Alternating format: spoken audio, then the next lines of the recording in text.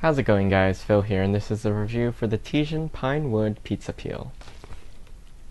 This is the pizza peel. It measures 20 inches long with a 12 by 12 surface. The end of the handle has a hanging hole, and there's a loop of jute twine for hanging. Just above the handle is the brand Tesion, engraved in the wood. The pine wood is unoiled and sanded smooth with a tapered edge. It is 5/16 of an inch thick. Since pine is softer wood, the extra thickness gives it strength and durability. My peel consisted of 5 glued pieces, and the edges are tapered on both sides. The tapered edge has a 1.5 inch spread. That makes the flat surface a bit smaller on top and bottom. Overall, it comes out to be about 10 inches in diameter. I'm going to make a homemade pepperoni pizza to test it. I'll show you how the peel works first, and then I'll follow with the full recipe. So let's get started. To prepare the pizza peel, make sure it's washed and dried. Right before you're ready to use it, sprinkle some flour on the surface and rub it in. Make sure the entire board is covered and dust the board again. There's nothing worse than when your dough sticks to the board. Assemble your pizza or bread loaf directly on the board. Be sure to work quickly, as the longer the dough spends on the board, the more likely it is to stick. When transferring your pizza or loaf to a preheated pizza stone, move the peel back and forth quickly to slide it onto the stone. You can use the peel to remove the pizza from the stone as well. Overall, the pizza peel worked beautifully, and the dough didn't stick to it at all. It's very well made, and it cleans up easily. That's it for the review on the pizza peel, but if you're interested in the recipe that I used for the pizza, keep watching. I'm using a variation of no-knead pizza dough, so I'll need to start a day in advance. I've measured out the ingredients in grams with a kitchen scale. Start with 250 grams of all-purpose flour. Sprinkle in half a gram of active dry yeast, add 2 grams of sugar and 6 grams of salt. Lastly, stir in 180 grams of lukewarm water at about 110 degrees Fahrenheit. Mix until all the ingredients are wet. It should form a sticky, lumpy, rough dough. Now we'll just cover it and let it sit at room temperature for 24 hours. Okay, so it's been about 24 hours and now the dough looks nice and hydrated. It's also risen quite a lot. I'm going to start by flouring my work surface generously. I'm using a large non-stick silicone pastry mat because this dough is going to be very sticky, and it just cleans up so nice on these. Now, with floured hands, I'm going to gently pour out the dough onto the flour. Next, I'm going to flour the top of the dough again pretty generously because it's so wet.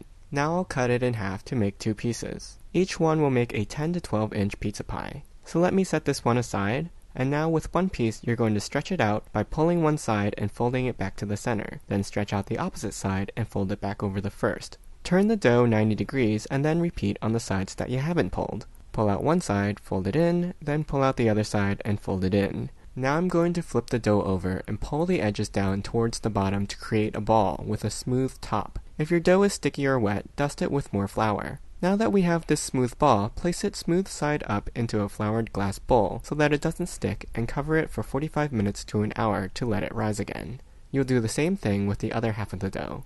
Stretch and fold, stretch, fold, turn, stretch, fold, and then pull the edges down to the bottom and place it in a floured bowl.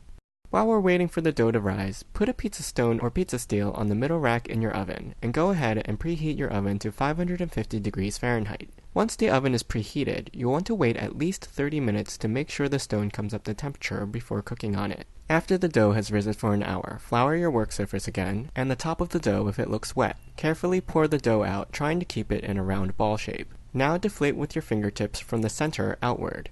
Be careful not to touch the outermost perimeter. This helps form a puffy, crunchy crust. Flour your hands and carefully pick up the dough without squeezing the crust. You'll stretch the dough with your knuckles. Switch back and forth from hand to hand. If it feels wet or sticky, dust it with flour.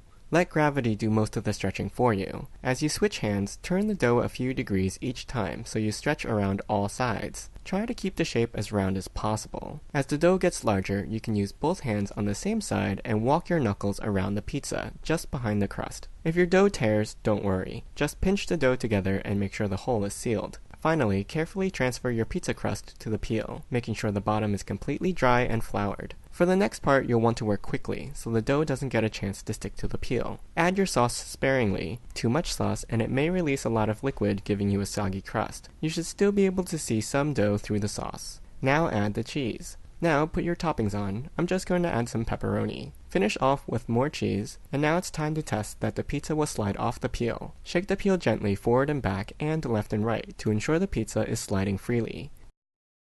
Then transfer it to the stone with quick back and forth motions. Bake for 6 to 7 minutes.